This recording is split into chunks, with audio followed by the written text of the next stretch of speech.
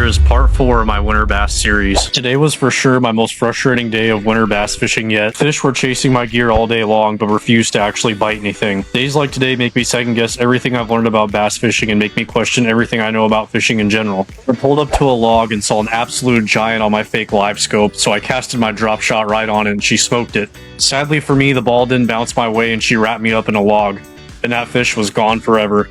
After contemplating whether I should have packed it up for the day and hit the tavern down the block, I regrouped and got back to business. I hooked into a decent little bass, so I thought I still had a chance at salvaging the day. I could feel that Christmas 10-pounder on the end of my line any second now. This fish was nothing crazy, of course, but you have to keep in perspective that any bass you catch during the winter is a huge bass.